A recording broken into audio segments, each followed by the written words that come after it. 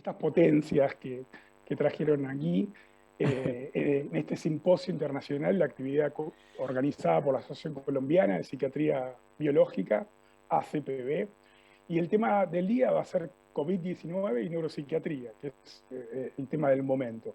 Voy a presentar por un lado al doctor profesor Raúl Condemarín, de Estados Unidos, que va a dar la conferencia de qué más sabemos sobre el COVID-19 y repercusiones psiquiátricas y neurológicas.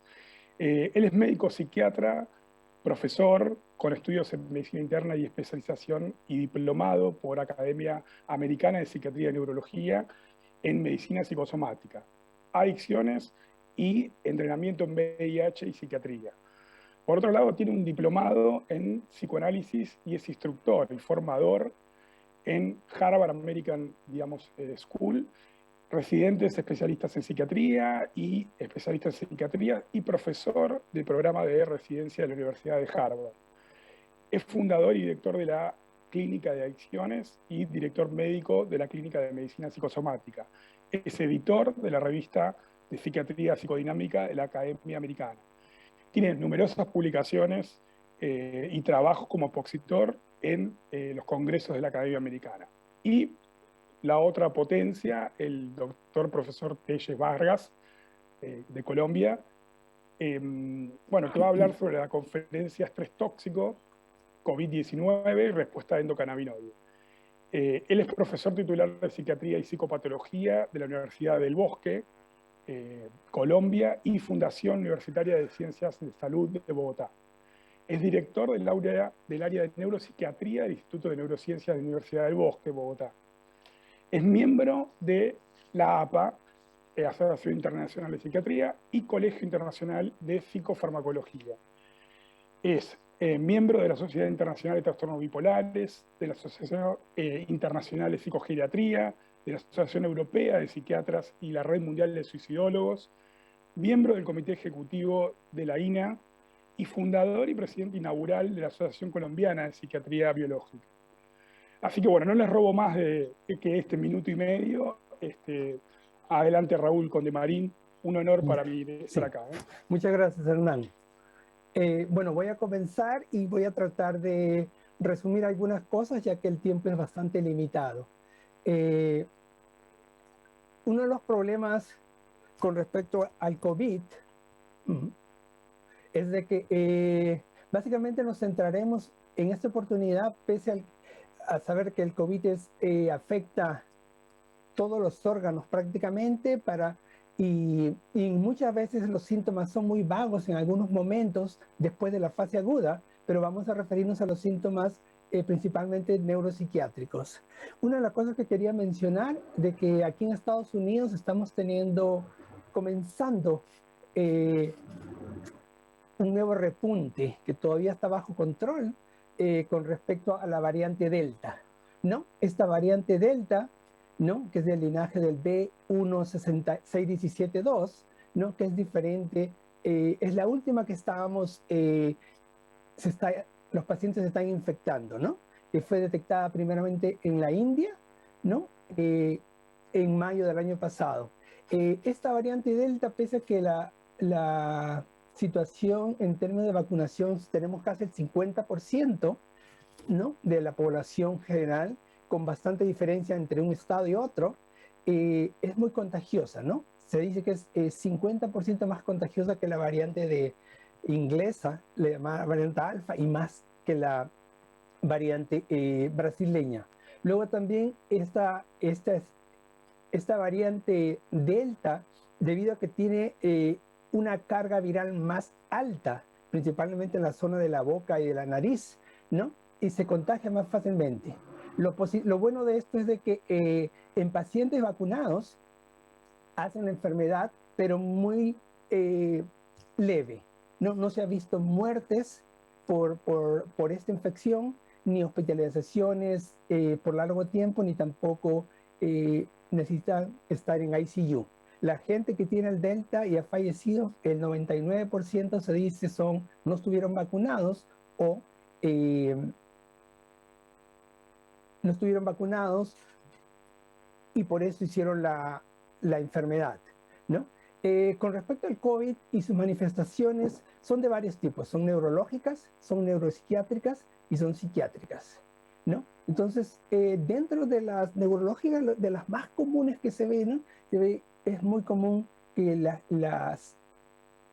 Voy a explicar algunas cosas después, si se puede en detalle, ¿no? Que la pérdida de la olfacción, del gusto, hay problemas de hipoxia, isquemia, y también polineuropatías, miopatías, y muy grande el capítulo de encefalopatías, ¿no? Tenemos que diferenciar bien esto de encefalopatías porque cuando hablan los neurólogos los llaman más encefalopatías, otros, los psiquiatras le llaman más a veces delirio demencia, porque se parecen tanto en la parte aguda, ¿no? Dentro de los problemas neuropsiquiátricos tenemos principalmente la gran incidencia de delirio, ¿no? Principalmente gente que ha estado en cuidados intensivos, o ha estado intubados, ¿no? Antes de la intubación o post-intubación, el delirio se caracteriza por ser más severo, demorar más tiempo en retornar, y tiene muchas diferentes características que puedo explicar después, como que no solamente están desorientados, pero a veces tienen problemas motores, agitación, ¿no? El problema de la demencia que voy a explicar después, que se cree que se exacerba la demencia en pacientes con COVID, y podría ser, algunos estudios dicen que se ha visto en algunos casos pérdida de corteza y la sustancia gris en el cerebro.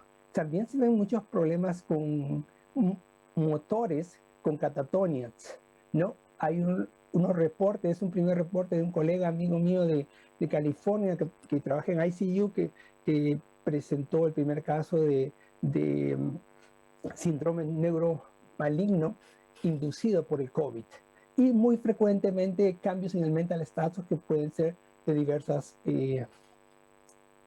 graduaciones. Con respecto a las otras, las especificaciones psiquiátricas, básicamente tenemos en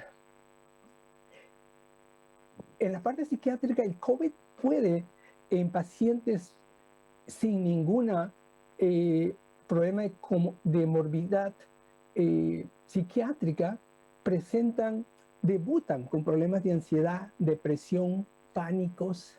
Algunos han tenido casos inclusive de psicosis, ¿no? Este tipo de psicosis ha sido en gente que anteriormente ha sido sumamente funcional, y básicamente comienzan con alucinaciones, ¿no? Auditivas, visuales, agresividad. Pero lo bueno de esto es de que fácil se ve que la recuperación es total en los pacientes que son de new onset, ¿no? Y la gente que tiene problemas crónicos de psicosis, se ha visto que se empeora. Y eso va a ser importante para ver el tratamiento después. Igualmente, un incremento del ataque de pánico, fobias, ansiedad generalizada. Y sobre todo esto de que gente que nuevamente hace como claustrofobia, se imaginan con tanto calor y estar tantas horas, sobre todo, esta vez está un poquito mejor este año, pero hace un año que la gente utilizaba totalmente cubierto, como que parecía que se preparaban para ir a la luna, ¿no? Y sudando, y era muy incómodo, ¿no? Y no se podía, a veces uno se cansaba más, el cansancio era mayor. Y gente que tenía tendencia a problemas fóbicos, de claustrofobia o ansiedad, se exacerbaba, sobre todo en el personal de primera línea, ¿no? Los casos de trauma se incrementaron, ¿no? Se ve que hubo casos de mayor incremento de problemas de bipolaridad, de aumento de depresión, y nuevamente lo de las demencias. Perdón, estoy un poco rápido, pero trato de ver si puedo terminar en 25 minutos. Con respecto a la medicación, ¿no? Como ustedes ven, es multisintomática, no hay un tratamiento para esto. Esto me hace recordar mucho, sobre todo cuando Hernán me presentaba, de que si hace 26 años, 27 años, yo hice una especialidad por 3 años de psiquiatría, y VIH. Entonces, básicamente, yo me preparaba y veía solamente pacientes con VIH en Nueva York, que era la cuna de todos, ¿no? Y teníamos el Hospital Monte Sinaí. Entonces, teníamos un equipo con infectólogos, neurólogos, internistas y, y psiquiatras, un team como de 10 personas. Y, ¿no? Y nos encargamos y como que veo lo mismo, pero digamos ahora un poquito más severo y no existe, en ese tiempo ya, cuando yo comienzo esta parte en la mitad de los 80, 86 así, eh, ya había tratamiento, ¿no? Ya había ritonavir, indinavir, que aquí no hay un tratamiento, ¿no? Pues sí hay la vacuna, que también, pero estaba más agudo. Pero veía las mismas presentaciones lo mismo, demencias, delirios bastante severos. Con respecto a la medicación, tengo que decirles de que aquí en Estados Unidos se usa mucho el Remdesivir, que recién recibió una aprobación del FDA, pero recibió hace un año la aprobación de urgencia para disminuir la carga viral. Pero este Remdesivir actúa en el sistema hepático citocromo P450,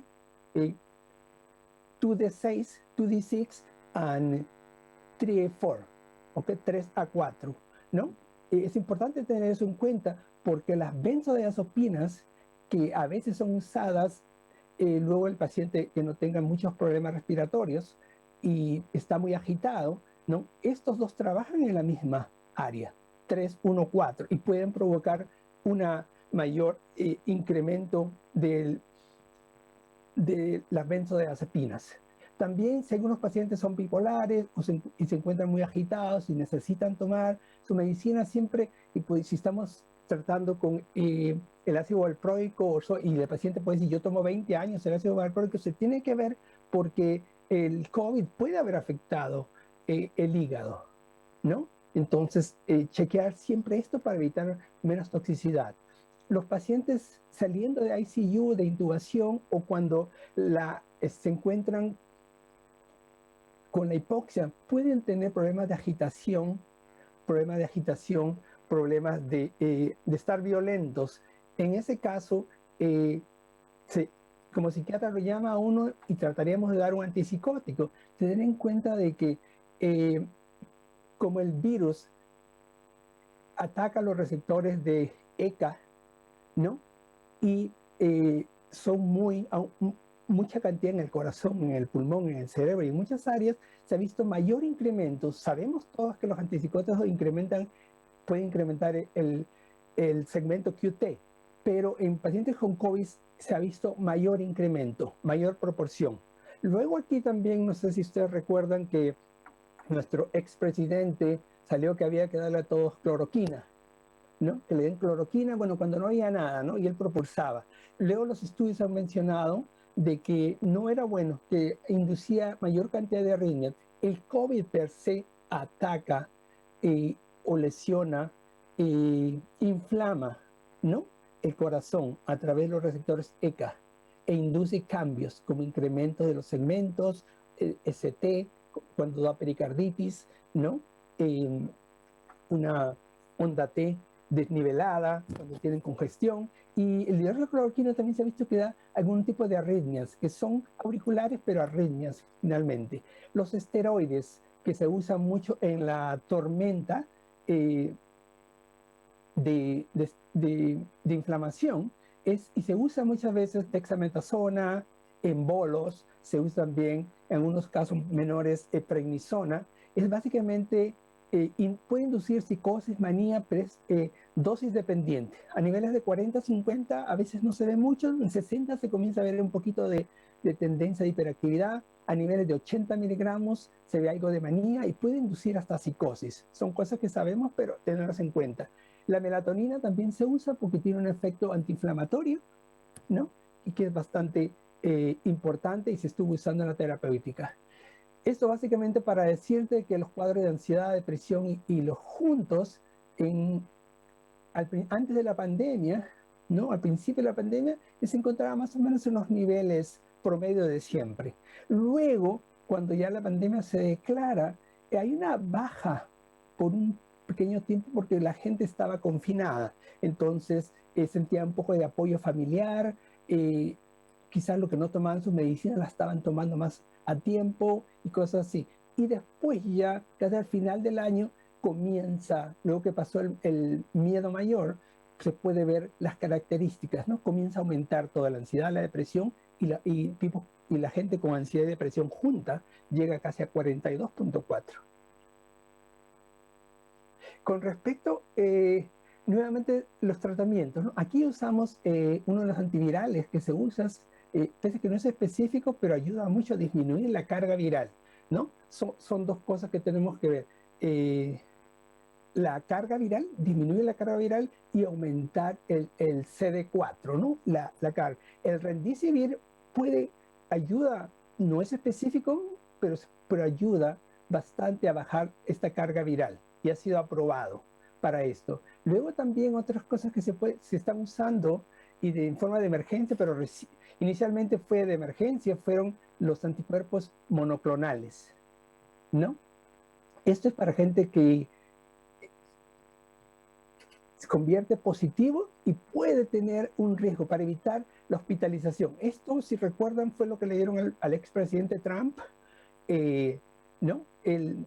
La carga viral de él era muy poca, ¿no? Porque casi no tenía mucho contacto, pero de todas maneras salió positivo. Entonces, como dio positivo, y para evitar que lo hospitalicen por ser el presidente y todo, le dieron anticuerpos monoclonales, ¿no? Que tiene una forma de trabajar parecida entre antirretroviral y como las vacunas, ¿no?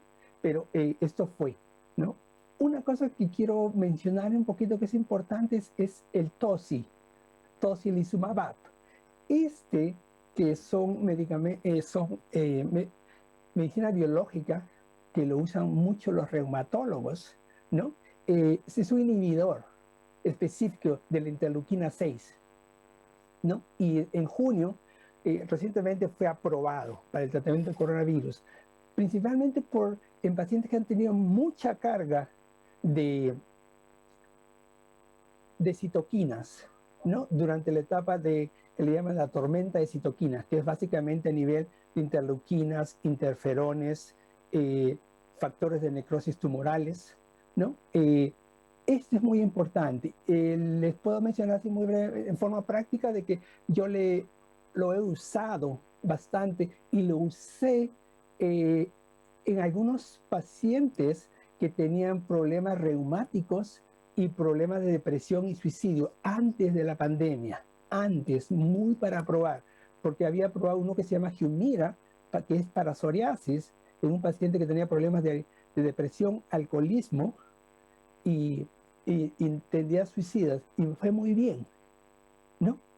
Entonces comencé a usar un poquito más de, sería bueno les recomendaría que analicen un poquito más de este, porque si ustedes estudian un poquito más la historia de la depresión, suicidio, ¿no? Los casos, van a encontrar que los aspectos inflamatorios de los que conocemos ahora es uno de los factores importantes y no estamos disminuyendo. Se dice que con la psicoterapia, por ejemplo, una psicoterapia bien hecha, los pacientes mejoran, que puede ser disminuyendo la inflamación, incrementando la interleuquina 10, que es la misma interleuquina que se aumenta cuando la gente hace ejercicios. Cuando corre, hace ejercicio, uno dice, bueno, yo hago ejercicio todos los días, me siento muy bien. Y uno sabe bien por qué. Uno cree que es por el oxígeno, es correcto, pero también es por incrementos, se ha visto en estos casos de interleuquina 10. ¿No? Los pacientes con suicidio tienen una alta cantidad de interleuquina 6.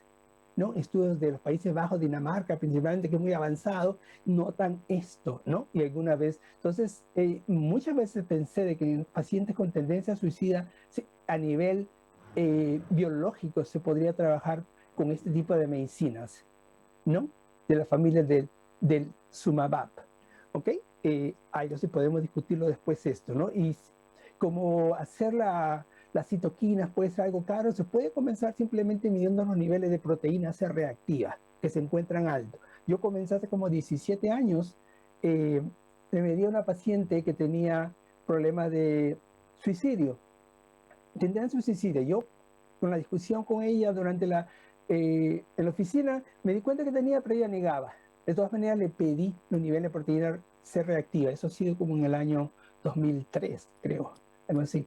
Y me di con la sorpresa de que los niveles de proteína C reactiva son de 0 a 16 y ya tenía 260, casi 20 veces más, ¿no? Entonces la llamé y me dijo, la paciente me dijo de que sí, que sabía que por qué la estaba llamando, que sí, realmente tenía idea suicida. Bueno, la internamos, pero fue una de las pocas de las veces, ¿no?, de que se pudo medir algo, ¿no? Y que fue como tener algún marcador, uno de ellos, que podría ser con respecto a que nos puede ayudar con el asunto del suicidio. Con respecto a la transmisión del COVID, no puede ser una invasión directa, puede ser a factores inflamatorios que hemos hablado, la hipoxemia, el aumento de las toxinas cuando hay problemas renales, los efectos adversos de las medicinas y otros factores psicológicos como estar aislado, la mayor cantidad de estrés, miedos que inducen todo estas cosas conduciría a un estrés, ¿no? Que nuevamente induciría más problemas de inflamación.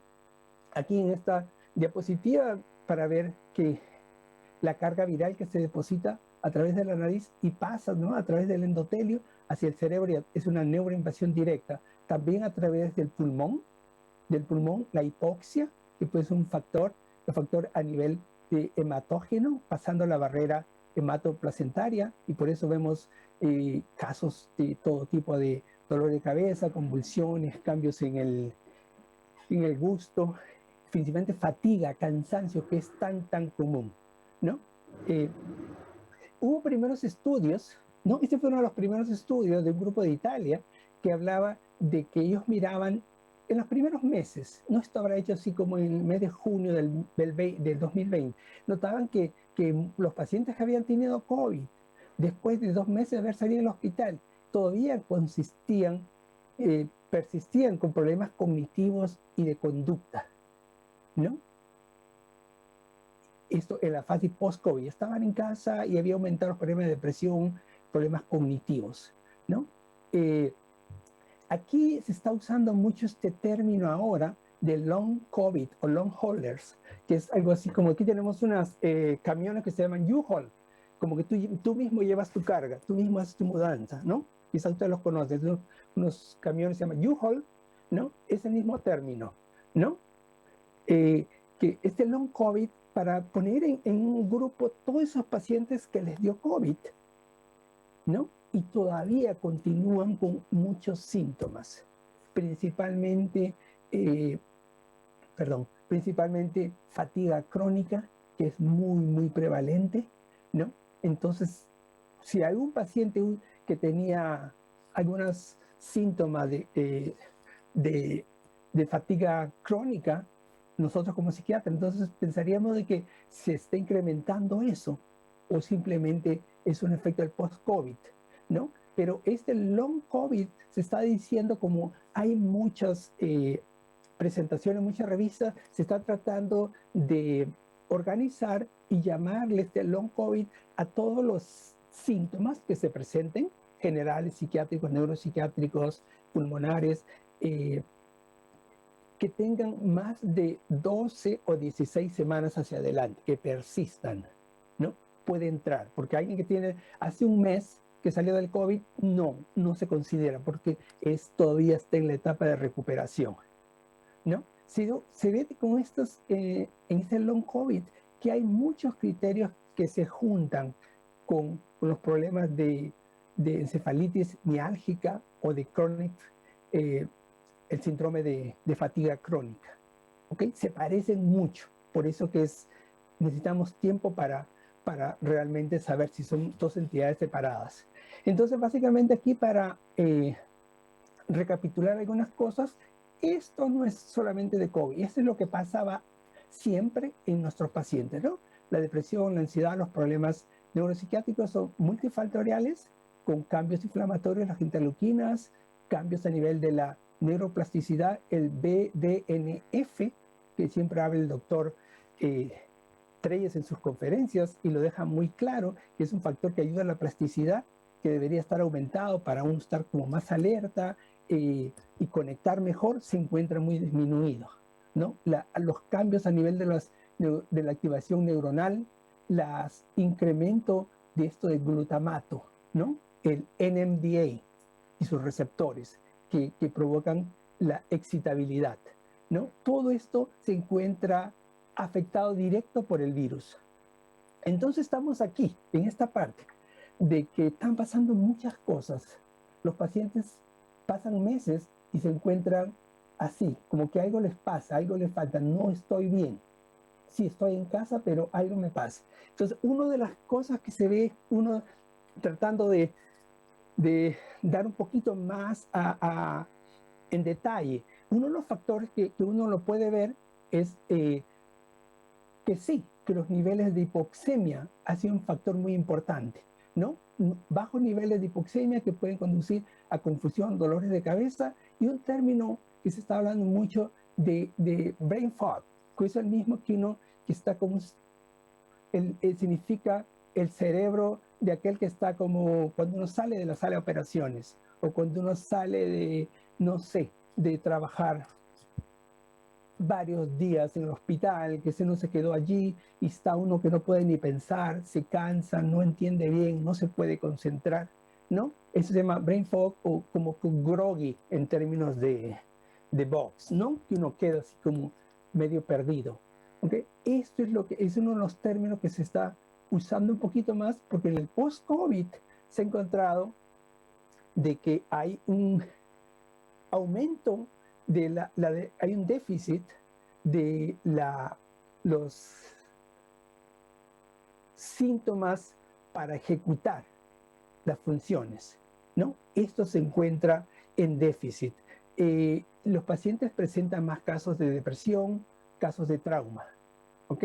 Voy a tratar de aumentar. Se dice de que sería importante hacer un entrenamiento cognitivo que incluya, dentro de lo posible, caminar, actividad física, estar afuera y, ¿no? Pequeñas cosas para irse entrenando.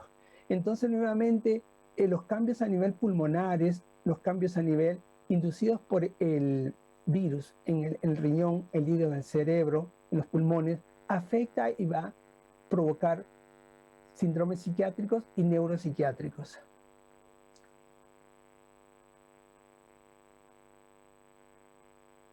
Básicamente para hablar el efecto directo del virus a nivel del cerebro, tenemos en caso de las encefalopatías, quizás a veces es difícil diferenciar pacientes que tienen historia de demencia, delirio y pueden entrar y tener como encefalopatía. Los neurólogos le llaman más encefalopatía, los psiquiatras llaman más como delirio, el delirio sobrepuesto sobre la demencia, pero por momentos se comporta igual en la parte aguda, ¿no? Que básicamente se encuentra en los pacientes que mayores que ya han tenido o se notaba una disminución cognitiva y que a la vez tengan problemas de comorbilidad, como problemas médicos, diabetes, hipertensión, síndrome metabólico, otras y problemas vasculares. Ellos son mayores candidatos a presentar encefalopatía. Los que tienen problemas también de electrolitos, hiponatremias, hipernatremias, cambios en el calcio, cambios en la glucosa, ¿no? Y nuevamente la inflamación, la tormenta de citoquinas, ¿no? Que induce principalmente interleuquina 6, 8, disminución de la interleuquina 10 y aumento de los factores de necrosis tumoral, ¿no? Ustedes recuerdan que decían al inicio de que en algunos lugares decían que, recuerdo que decían que en España habían llegado los médicos cubanos y estaban utilizando interferones, ¿no? Un poquito para actuar en esta área de aquí, ¿no? Uno lo que pasa es que los pacientes después de un tiempo, muchos quedan así, como algo más perdidos, pensativos, con problemas de memoria, con problemas de concentración, que en otras palabras sienten yo no soy el mismo.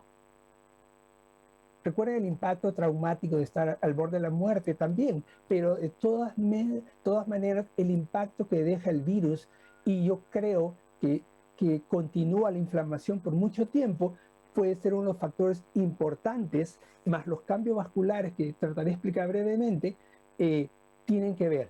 En el delirio se comporta en el COVID un poquito diferente, con mayor incremento de la parte motora, ¿no? A veces siempre vemos el delirio que nos llaman en la emergencia de que cambios de desorientación, a veces escuchan algo, pero no hay tantos cambios motores, ¿no? A veces hasta catatónicos. En este se encuentra un poquito más. Es mayor cantidad de gente que tiene delirio. El delirio demora más tiempo para resolverse y se ve casi en el 82% de pacientes. Y demora más días. Es más severo y demora varios días, ¿no? Por eso a veces también por la agitación, nuevamente usan benzodiazepinas. Hay que estar con cuidado con eso. Una de las cosas importantes que quería mencionar es de que en uno de los estudios que hicieron un grupo de John Hopkins, ¿no? Encontraron en los estudios de post-mortem, en las biopsias, de que encontraron en las cortezas cerebrales la presencia de los megacariocitos, ¿no? Megacariocito es este. Es mega porque es muy grande. Estos son los glóbulos rojos, ¿no? Este es megacariocito, por eso se llama así, porque es enorme, ¿no? Megacariocito.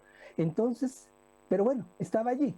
Pero la pregunta es, ¿qué hace el megacariocito en el cerebro si tiene que estar en el hueso? ¿Cómo llegó? ¿No? Algunos dicen, se ha visto muchos casos de stroke en pacientes con COVID. ¿Tendrá que ver esto? Porque el megacariocito tiene que ver junto con las plaquetas en el sistema de coagulación. Y nosotros sabemos que el sistema de coagulación está alterado en el COVID. De ahí del uso de heparina, ¿no? Entonces, este doctor de Hopkins, David Neum, él dice, ¿no? De que algo tiene que ver los megacariocitos, pese que él ha encontrado, ¿no? De 15 cerebros, que él es el neuropatólogo, ¿no? De 15 cerebros encontró en 5 o en 33% la presencia de megacariocito en los capilares. Otra cosa importante es de que los capilares del cerebro son un poquito más grandes que los capilares generales, pero no mucho más. Pero este megacariocito no puede pasar no puede pasar por este capilar. Es demasiado grande. ¿Ok? Ellos estarían postulando de que llega y provocan oclusiones que induce hipoxemia, y eso podría ser un factor de provocar mayor inflamación, injuria cerebral y todos los cambios que estamos viendo, ¿no? Pueden ver acá que están bien cerradas estas áreas con la inflamación, con los cambios directos del virus que entra a través del bulbo olfatorio, abre estos niveles, ¿no? Y llega y provoca disturbios en la corteza en diversas áreas, ¿no? O sea, hace cambios en la barrera hematoencefálica. ¿Ok?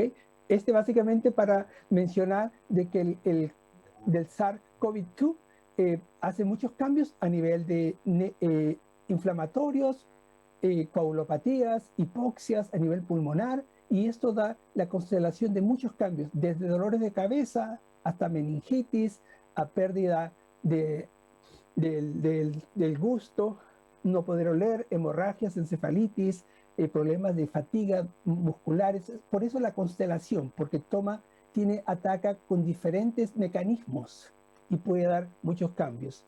Entonces, uno de los problemas principales era la hipoxia.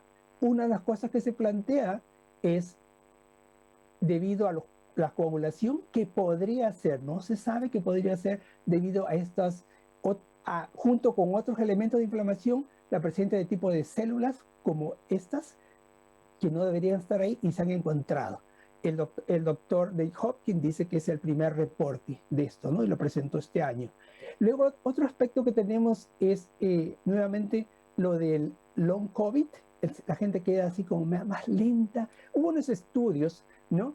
Que demostraba, un estudio de 56 países, en el cual la gente recluta pacientes, y hubo, en este caso fueron 3.700 casos, 3.700 pacientes, ¿no? de 56 países. Y vieron, así que en general, que ellos hicieron el récord que había entre todos, había 250 síntomas manifestados, que se referían a, por lo general, 10 órganos afectados. ¿No? Ellos tuvieron estos problemas por menos 6 meses. De los más que se reportaba era fatiga, que nosotros lo vamos a ver y a veces le podemos eh, confundir con fibromialgias, con depresiones, con, sin, eh, con chronic fatigue syndrome, cosas así. Tenemos que estar, creo que puede ser ya solamente inducido por el COVID, ¿no? Cansancio general, problemas de dolores de cabeza, problemas de memoria principalmente, y muchos problemas de insomnia, de insomnia. Si tenemos fatiga, insomnia y post-COVID, quizás nosotros podamos estar detectando simplemente depresión, y también si tiene un poquito de shortness of breath, palpitaciones, entonces le decimos, usted tiene depresión y tiene un poquito de pánico, y no necesariamente puede ser eso. Puede ser sí, en parte, pero es referido a esto, todavía el virus sigue dejando su secuela, ¿no? Arrastran el efecto del esto, como cuando pasa el huracán, se fue y pasó, pero los efectos quedan por muchos meses, ¿no? Entonces, uno de los factores importantes es la fatiga después del ejercicio.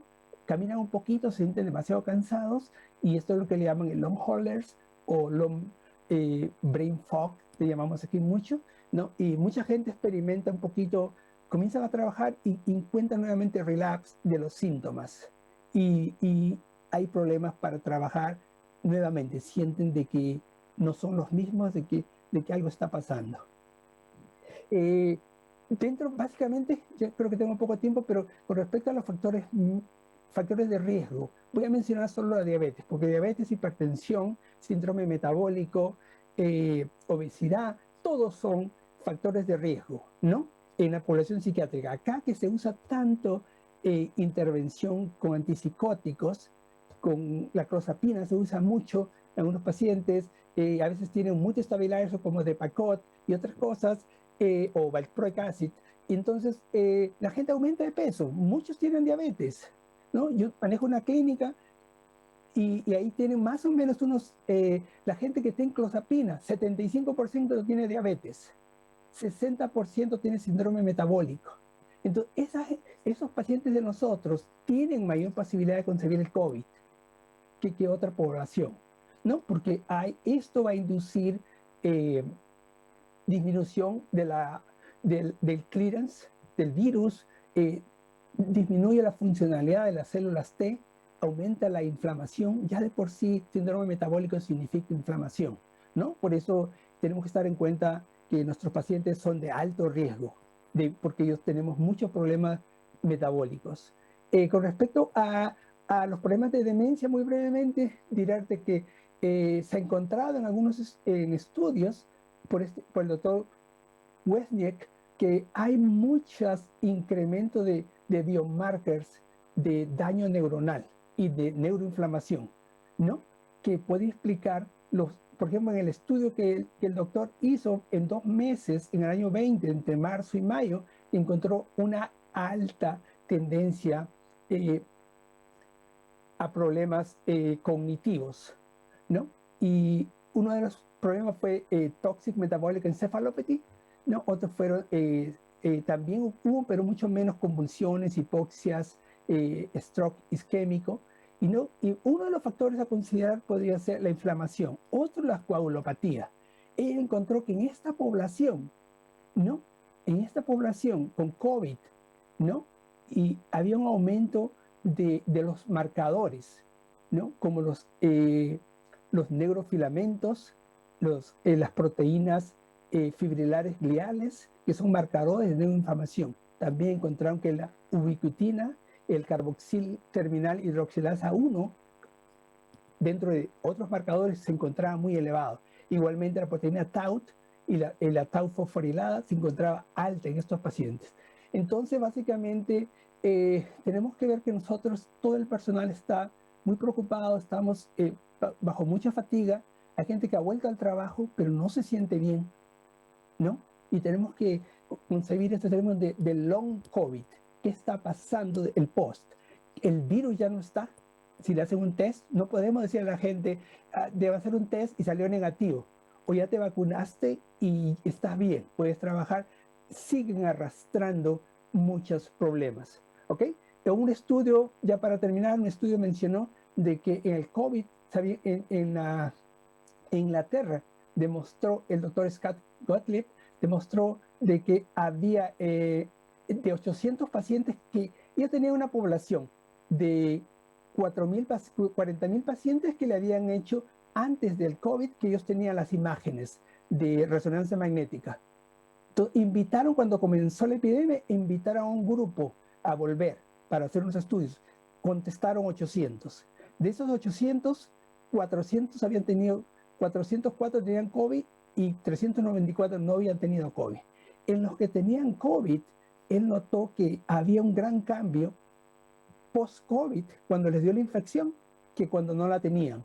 Y vio que había una pérdida de la sustancia gris en el cerebro y que era más cerca al área conectada a las áreas del gusto y del olfato, solo para mencionar algo de eso, ¿no? Bueno, yo creo que decirles de que ahora aquí, casi para terminar, me faltan 2 slides, decirles de que las nuevas guías que tenemos aquí estuvieron cambiando. Uno de los problemas que tuvimos, y todo el mundo esperaba el 4 de julio, que es el Día de la Independencia, que el presidente Biden al principio dijo, para ese día yo quiero que todos estén en sus jardines o en algún lugar con la familia nuevamente, haciendo un churrasco, una cosa así, ¿no? Con los churrascos argentinos que son tan buenos, pero algo parecido.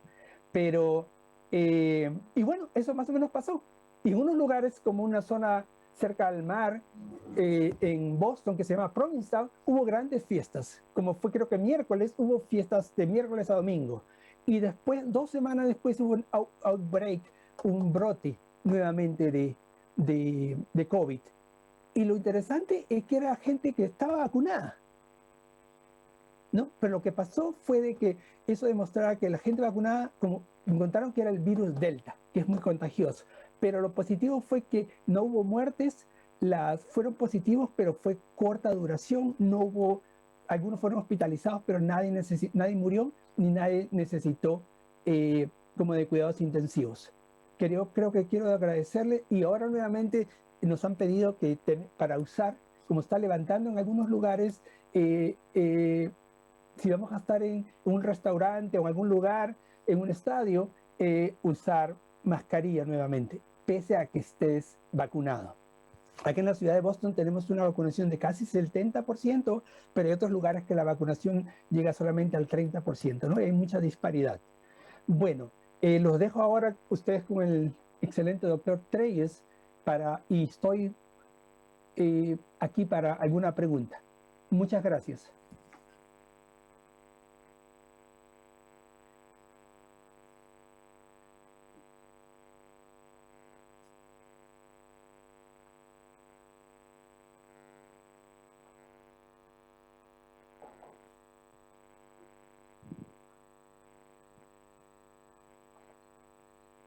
Hola, buenos días. Después de escuchar la excelente conferencia de Raúl, pues vamos a estar con un pequeño problema contra el tiempo, pero voy a apoyarme en los datos que dio Raúl para minar esta parte del COVID-19 y su respuesta frente al estrés tóxico, que es esta enfermedad como él lo mostró. Y hay algo importante que queríamos ver, es cómo se va conociendo nuevos conocimientos, valga la redundancia, sobre todo en la respuesta del sistema endocannabinoide. Quiero agradecerle pues a nuestro querido amigo Carlos Benavente por haberme invitado y al profesor Hernán Díaz por su amable presentación. Entonces, lo que estamos viendo, como lo decía Raúl, estamos en este momento en un aumento de las ratas de infección, de las tasas de infección, aunque nosotros tengamos una menor mortalidad, esas como que han ido bajando. Eso ha quitado un poquito la preocupación en la población general, pero también ha aumentado la posibilidad de que tengamos más casos. Aquí, como ustedes pueden ver, entre los 10 primeros están tres latinoamericanos y Parece que tenemos una cabeza a cabeza con Argentina en los últimos puntos, tal vez por las mismas situaciones que compartimos de una sociedad inequitativa, con muchos problemas sociales, etc. Obviamente que estamos frente a una pandemia que ha planteado un estrés prolongado. En este estudio del doctor Chanafet en Palo Alto, decía que los médicos siempre tuvimos este problema, el acceso al equipo de protección, la exposición al COVID, al trabajo, de eso algo habló Raúl, de que podíamos sentirnos cansados, el brain fog que nos comentó. Pero también había incertidumbre sobre cómo nos iban a respaldar, el asumir el cuidado de los pequeños, etcétera. Año y medio después de la pandemia, parece que lo único que se ha mejorado es el acceso al equipo de protección de parte del personal, porque los médicos, por lo menos en Colombia, entendieron que tenían que ser responsables y asumir esta responsabilidad, porque no siempre las entidades para las cuales laboraban les dio esa oportunidad. Sin embargo, todo esto lleva a que se plantee una situación de ansiedad, ira, rabia, frustración. Entonces, cuando estamos hablando de COVID, vamos a tener dos situaciones. Uno, la sensación de que estamos en una amenaza grande, que sería el estrés crónico. Dos, los que de alguna manera fuimos infectados, entonces estamos frente al estrés que implica afrontar esta situación. Y tres, las consecuencias no de la infección, sino del daño que puede producirse en los diferentes órganos, de los cuales nos habló de una manera muy detallada y muy actualizada Raúl. Entonces, lo que sí estamos viendo es cómo para los médicos, por ejemplo, del año pasado, que teníamos un 83% de posibilidades de estar bien, de estar tranquilos, más o menos con nuestras cosas difíciles, pero más o menos controladas, en este estudio de la doctora Kane, es que a principios de este año, ya ese porcentaje estaba cayendo a un 50%. Ya no nos sentimos tan bien, ya no nos sentimos que algunas veces estamos sobrecargados. Y es porque los factores estresantes relacionados con la pandemia son innumerables. Yo aquí he escogido algunas. La primera es el miedo a enfermarse y de morir.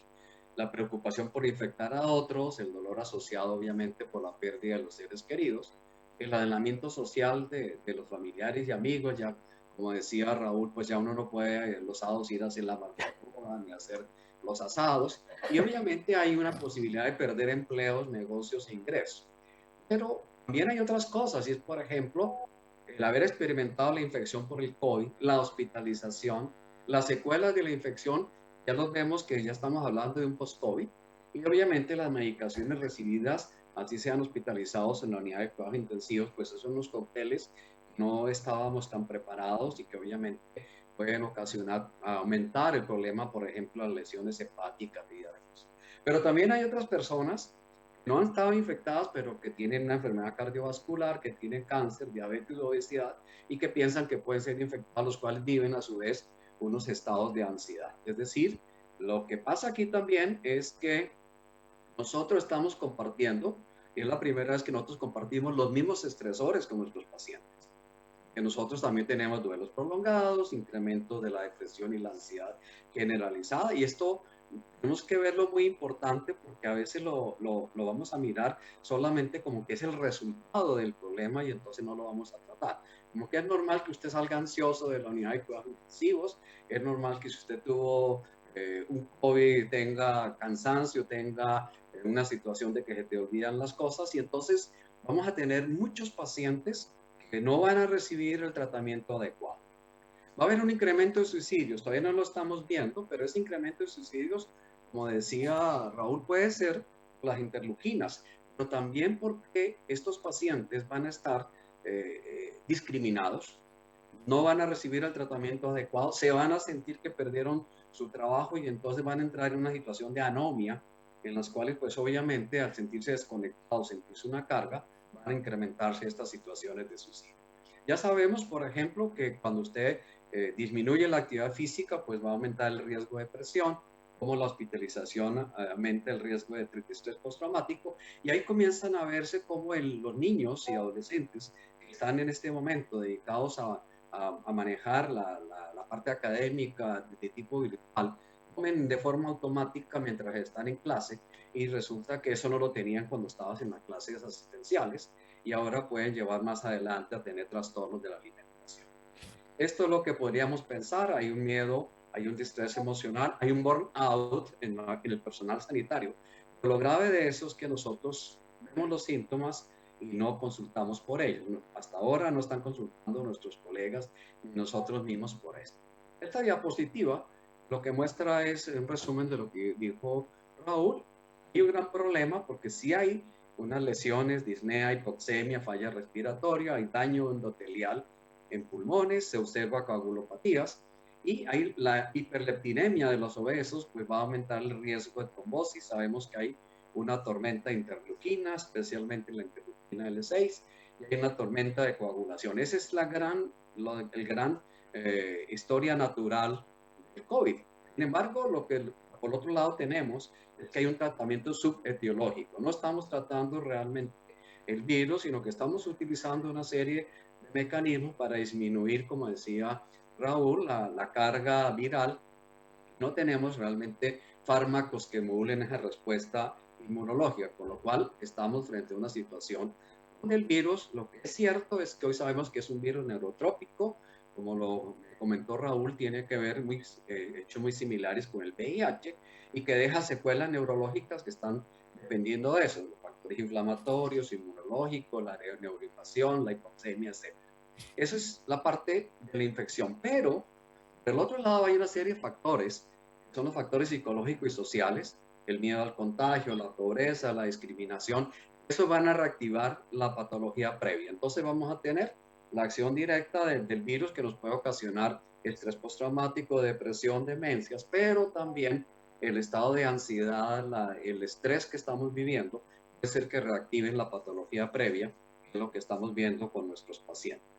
Entre estas situaciones, uno puede ver como este gráfico del doctor Castro, recientemente publicado, como en la medida en que un paciente que ha tenido depresiones previas mantiene hospitalizado en una unidad de cuidados intensivos o en una hospitalización, van a ver ustedes en la línea verde cómo va a aumentar la posibilidad de que esa persona tenga una mayor tasa de mortalidad.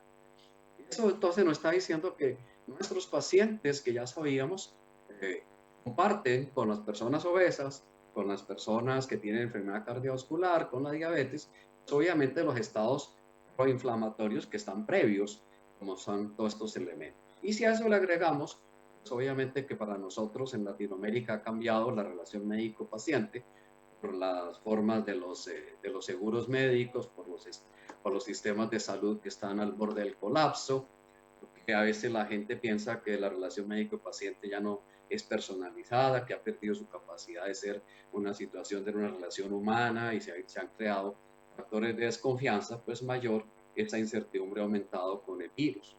Y por otro lado, pues la psiquiatría también tiene problemas. El hecho de tener que utilizar la mascarilla, pues nos quita información. Nosotros estábamos acostumbrados a poder evaluar el lenguaje preverbal, a poder entender el mensaje del otro, a mirar la sonrisa como un organizador de la conducta y está limitado el poder acercarnos, darle el holding al paciente y esto pues va a llevar también a una situación de que el mismo paciente siente que el mismo psiquiatra lo puede también contaminar, entonces hay unas situaciones difíciles. Y si a eso le agregamos la infodemia que se llama ahora, el aumento de la desinformación, la discriminación, el temor a las vacunas, cierto estado de valores como la libertad, etcétera, malentendida, entonces hace que nuestra relación también sea un poco difícil, o que por lo menos tengamos que afrontar como psiquiatras una serie de cambios para poder entender lo que está pasando ahí. Pero pensar que esa limitación de la cognición social y dialogar y relacionarnos con el otro es lo que tendríamos que combatir para poder acercarnos a esta situación. Como les decía, estamos compartiendo con los pacientes los temores al contagio, al estrés prolongado, a los sentimientos, a la politización, a la infodemia que llaman ahora, rigurosa de la información, así como ellos están mirando qué pasa en el internet, nosotros estamos mirando qué pasa en lo que se publica, etcétera. Hay una evaluación permanente de la salud de nuestros familiares y esto pues lo que está diciendo que nosotros también estamos en una persistencia del estado inflamatorio, un síndrome metabólico, alteración de los ciclos del sueño y cambios en la conducta alimentaria. Estos también son los elementos que podríamos decir que es como el caldo de cultivo sobre el cual se produce y vamos a tener eso que el doctor Irwin llamaba la sobrecarga alostática, como nuestra capacidad de adaptación se va perdiendo en la medida en que nosotros tenemos mucho más estresores y no nos sentimos bien para afrontar los nuevos cambios. Estos nuevos cambios, aquí lo estaba planteando Raúl, es la nueva normalidad. Y esto pues obviamente se va a mostrar como ha aumentado la xenofobia, la discriminación, las demandas colectivas, el maltrato, la violencia.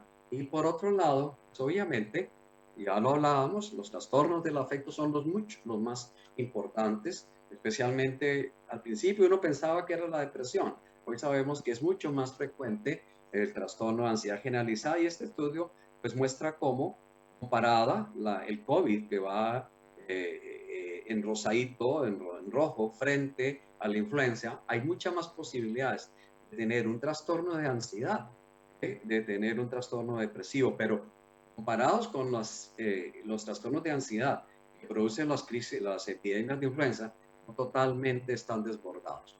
También vamos a tener trastornos de sueño, conducta suicida, y obviamente ya nos habló en forma muy gráfica y muy académica Paul sobre los trastornos cognitivos y sobre los trastornos del comportamiento.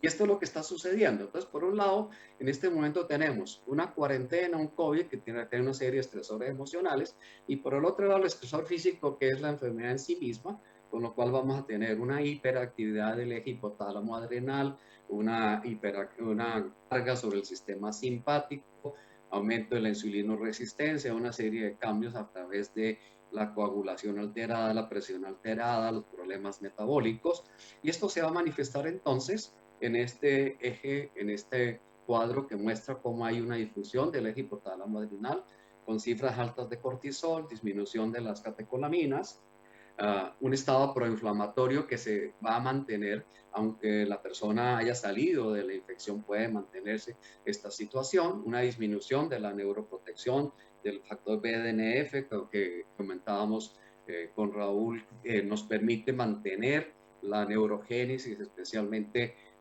cada noche para tener un buen resultado de mejoría, de washout del cerebro, un síndrome metabólico, pero además de eso, inhibición del eje tiroideo, hiperactividad simpática, hiperactividad de la ínsula con las dificultades que existe para poder entender lo propioceptivo y las relaciones o los estresores que vienen del ambiente, y la hiperactividad de la red por defecto, o sea que vamos a estar en una situación de miedo, de temor, con mucha dificultad para poder entrar en la red cognitiva. Esto es lo que mostrábamos como un 42% de los estudios de Avanzal, por ejemplo, muestran que los personal sanitario estaría en un burnout con agotamiento, despersonalización, baja realización y baja autoestima. Sin embargo, como comentábamos, no estamos asistiendo a esa consulta.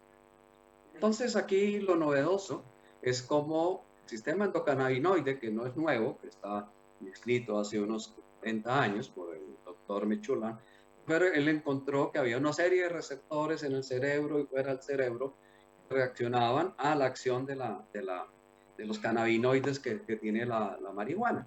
Encontró que había una relación, por ejemplo, muy importante, y es cómo los cannabinoides del receptor cannabinoide 2 tienen que ver con el sistema inflamatorio, tiene una función eminentemente antiinflamatoria, y están fuera del sistema del cerebro casi.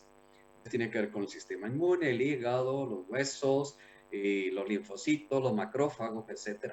Y aquí podríamos entonces pensar como los megacariocitos que estaba hablando Raúl, que decían por qué están en el cerebro, podrían ser un resultado de esa hiperactividad del sistema, de la respuesta inmune del sistema endocannabinoide, tratando de compensar la patogenicidad del virus del COVID. Y por otro lado, los receptores de cannabinoide 1, que están con mayor frecuencia, como ustedes ven, en el cerebro, en la médula espinal, en el corazón y los pulmones, tratan de manejar el sueño, el apetito, todo lo que llamaríamos nosotros las funciones cognitivas, pero también la percepción del dolor, etc. ¿Qué es lo que hace el sistema endocannabinoide? Manejar el balance energético, manejar el estrés oxidativo, coordinar la respuesta al estrés y regular la respuesta inmune. Lo importante de este sistema es que va a tratar de mantener el cerebro. Ya lo sabemos que el cerebro funciona excitación, inhibición. Por ejemplo, hoy sabemos que los mejores resultados que se utilizan con las drogas, con las medicaciones que están saliendo al mercado de estos derivados, por ejemplo, la marihuana, es que pueden ayudar en las convulsiones, en las adicciones, en el insomnio.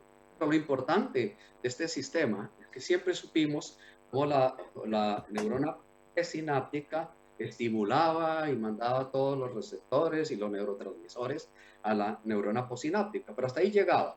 Resulta que la neurona posináptica tiene que ser capaz también de inhibir la información que viene desde la neurona presináptica, y lo hace a través del sistema endocannabinoide, con lo cual puede disminuir la actividad, especialmente el glutamato, que como comentó Raúl, está aumentada en los pacientes que están con COVID, y a su vez, pues también disminuir las interleuquinas. O sea que estamos trabajando en una doble vía. Por un lado, disminuyendo la acción excitatoria simpática del glutamato, y por el otro estamos manejando esto. Esto implica entonces algo muy importante, que es la unión de la microglía de los astrocitos con las neuronas. Este ya es un punto bien diferente, es una sinapsis distinta, nos permite ver una integración de los dos sistemas importantes, el sistema neuronal y el sistema glial.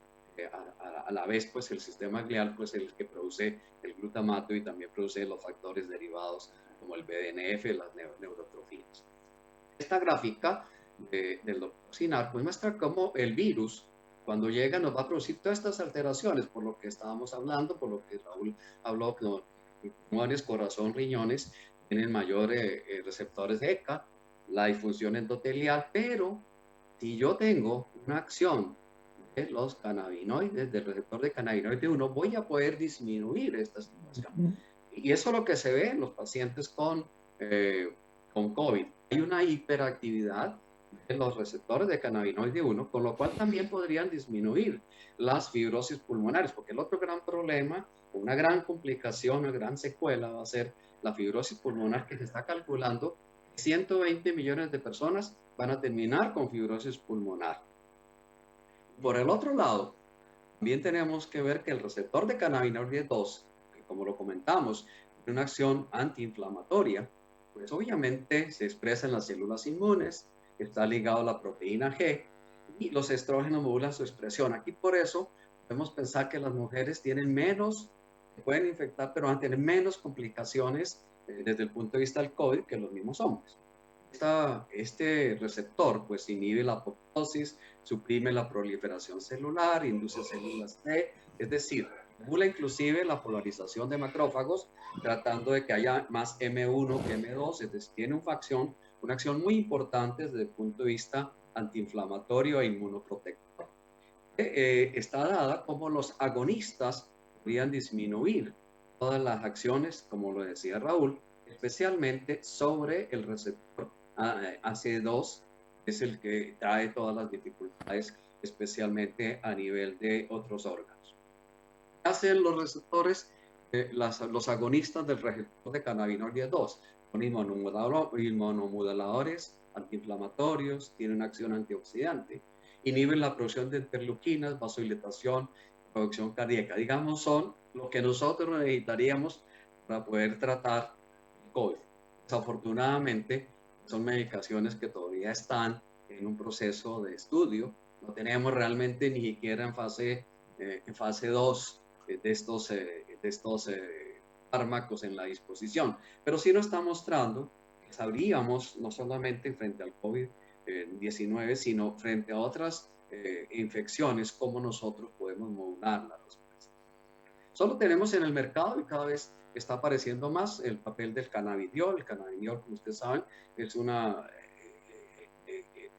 no es la marihuana en sí misma, es un fitocannabinoide, es modulador alostérico de los receptores de cannabidiol 1, pero no actúa ya obviamente sobre el cannabidiol 2.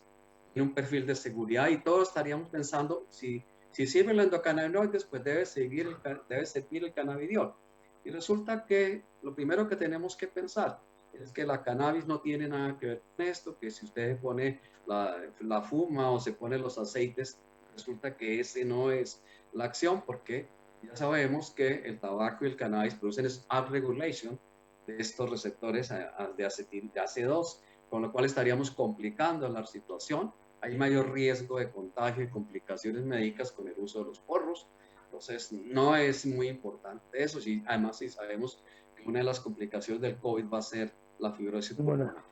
Entonces, lo que maneja esto, pues sí, si yo tengo un estrés prolongado, de pronto un buen pasecito, un buen porrito nos ayuda a sentir un poco de bienestar. Pero en la realidad, lo que hace el cannabidiol es que sí puede mejorar los receptores AC2 y va a ser un agonismo especialmente de los receptores de la peroxisona, que son los que son responsables de la inflamación pulmonar. Entonces puede disminuir la inflamación pulmonar, el efecto en tiempo, inmunomodulador y la doctor, más o menos. fibrosis.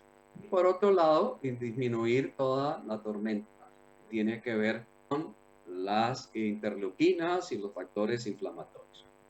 Vamos a terminar. Entonces, los resultados que permiten.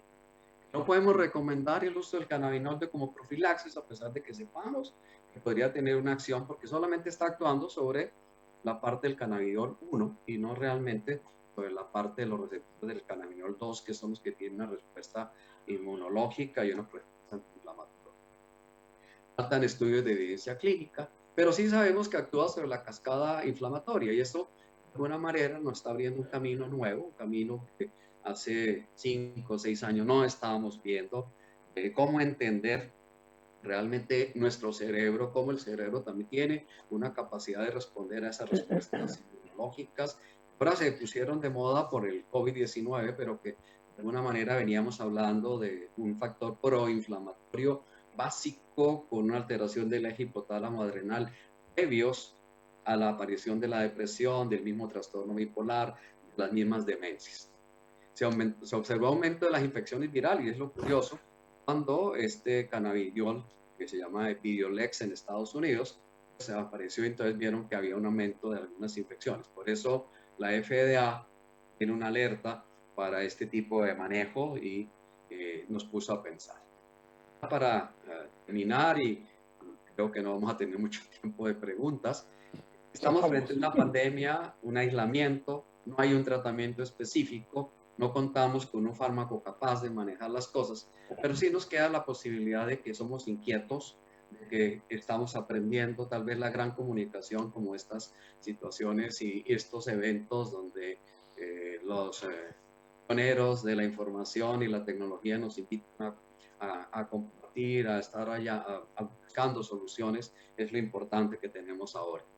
Existe escasa evidencia, faltan estudios de fase 3, pero lo importante es que los psiquiatras tenemos que estar alerta, no solamente a lo que nos dicen los colegas, sino también a entender que nuestros pacientes tienen una forma especial, la depresión, la ansiedad, la demencia tienen una historia natural que nosotros conocemos y que obviamente estas situaciones pues son duales y nos ponen a mirar. Tenemos mucho que hacer y tenemos mucho que compartir con nuestros pacientes y con nuestros colegas. Muchas gracias. Gracias, Jorge. Gracias, Raúl. Gracias. Finalizamos esta conferencia y yo creo que no hay más tiempo para preguntas, pero la verdad que es un honor estar acá con ustedes y todo muy claro y muy interesante. Muchas gracias.